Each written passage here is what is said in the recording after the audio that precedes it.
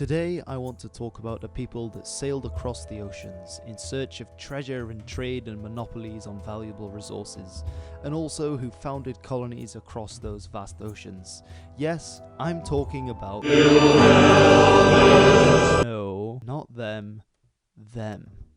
I also want to talk about another people who I hardly ever mention in my videos, which is surprising to some, the Romans. And now you might be thinking, well, what on earth have the Romans, who were around from 27 BC to 476 AD as an empire, whereas the Viking Age ranged from 793 AD to around 1066, depending on whose definition you choose, so clearly they were not contemporary of each other.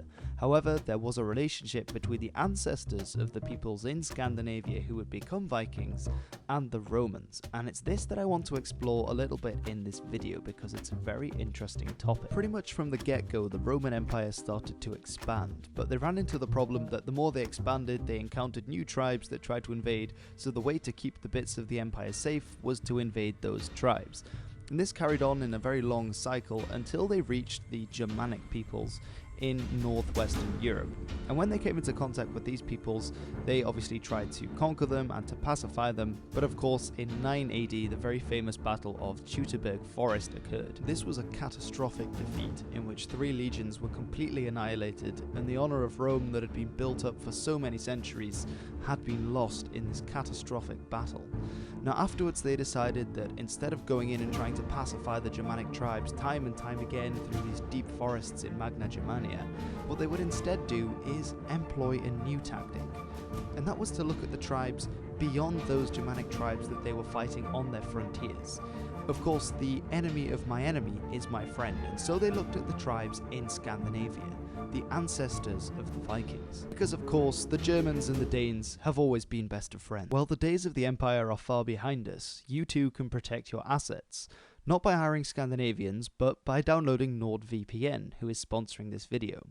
Now, a virtual private network secures your internet searches and reroutes it through another server, whilst changing your IP address so that anyone trying to spy on your data will find a cyber Dannevirke stopping them in their tracks.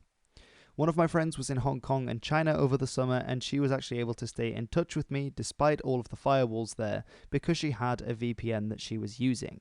Similarly, when I go traveling, I also get a VPN because it means that my data is protected when I'm using public Wi-Fi. I've also got a great deal to offer you, which is that there is 70% off all NordVPN and you get an additional month free, followed by it only being $349 per month.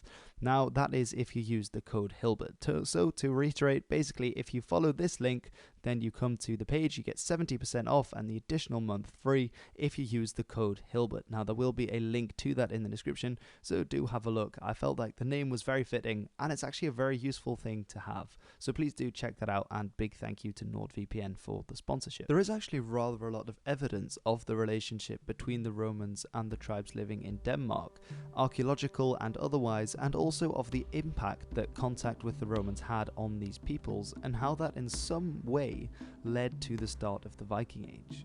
Now, actually at a site on the island of Fun, a site called Hoby, actually there was found a silver set, a silver banquet set.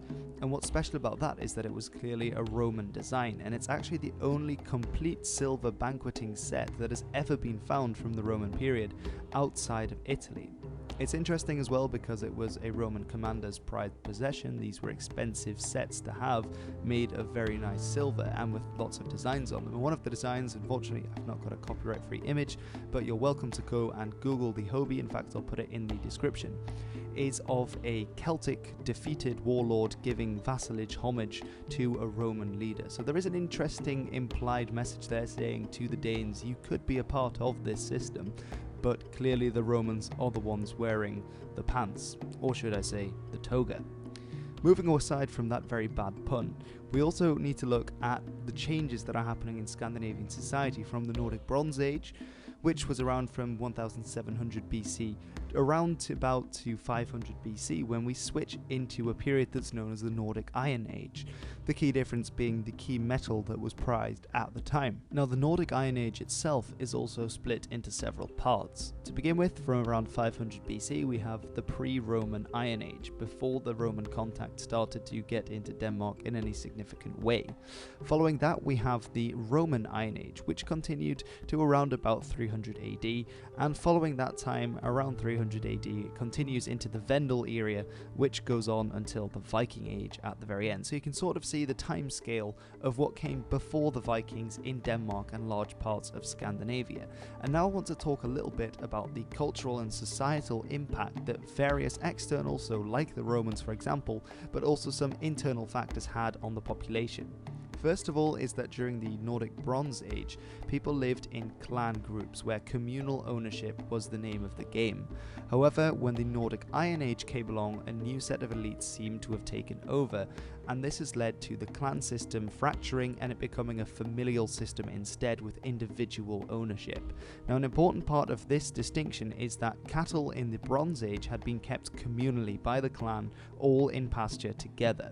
But now cattle, because of the individual ownership, were owned by individual families, and so they were being kept separate and being kept indoors in barns, because now it was an issue if your cattle got mixed up with your neighbours, then you didn't know whose was who, whereas before this hadn't been an issue. Now of course when you keep cattle inside, they poo, and so you get manure, but of course manure can be used to fertilize the fields, which means that fields recover quicker and are more fertile, so it means that this leads to better harvests, as well as being able to keep the cattle out in the same fields for much longer, which in turn led to population increase.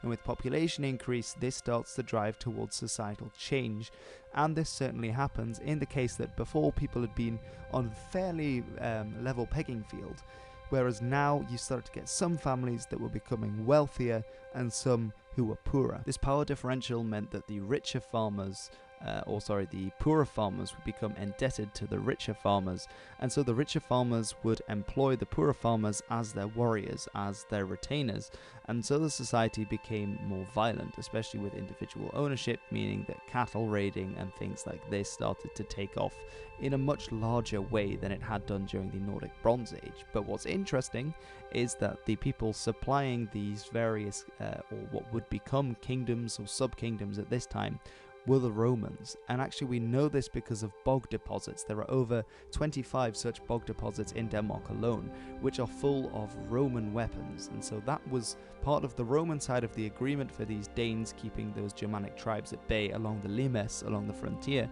was this exchange in weapons, and we find this back in Iron Age Denmark, which is very interesting.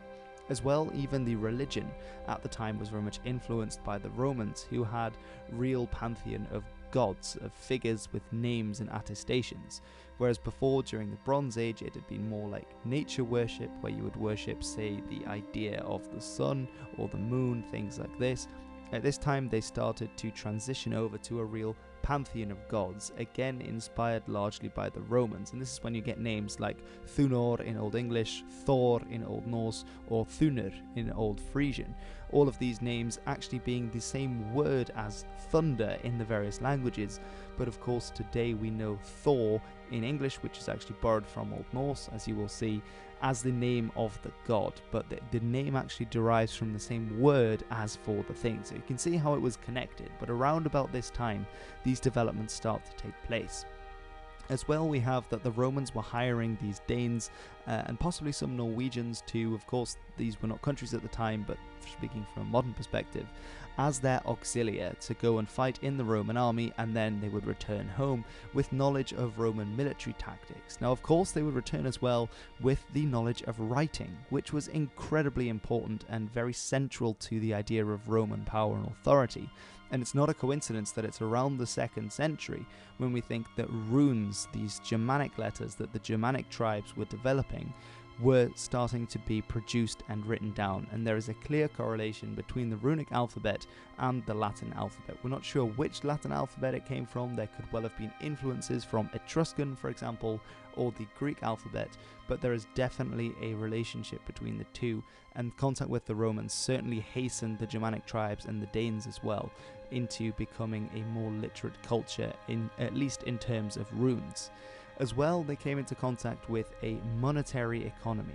Obviously, taxes were incredibly important for the Romans, taxes and coins and having an actual economy and a currency and minting. This was a little bit into the future for these tribes, but at this time there were people starting to produce coins and get this idea of taxation, which then started to happen in Denmark as well, as these figures became more powerful and more centralized control started to occur.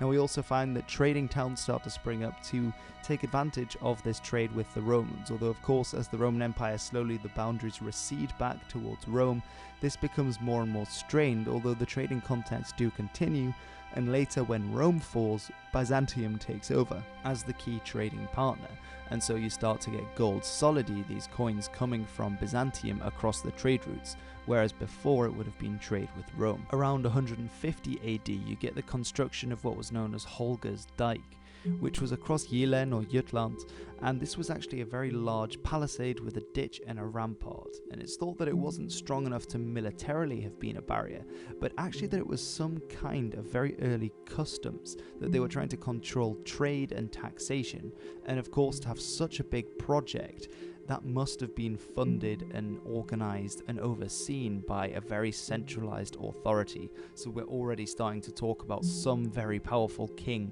in this area of Jutland, potentially even of all of Jutland at this point, probably still a sub-king. Also what's interesting is that the design of Holger's Dyke is almost identical to the way that the Romans built the limes, the frontier. Actually the same etymology where the English word limit comes from is from limes. And I actually went and visited part of the limes, well some of it's very close to my house where I live, Hadrian's Wall, but also in Romania when I was there. And of course this must mean that there is some kind of very strong cooperation and connection between the Danes who have been out probably serving on the limes, who then came home from their mercenary work and then informed the local chieftains, the local sub-kings, petty kings about how they were building things. Now when the Romans disappear, as I already indicated, they do still continue to make things in their image, so to speak. These Bracteats, as they are called, are found across the Germanic North Sea culture and are actually inspired by the medallions that were made by the Romans. Now as well, around this time we start to get the construction in the early 7th century of the Danevirke, which I referenced earlier. I've mentioned it in several other videos. It means the Dane works, and these are large earthworks across the southern tip of the Jutland Peninsula of Jylland, and these were essentially to keep out the peoples to the south, but also that suggests that the peoples to the north were unified enough to put an effort in to make such very large constructions.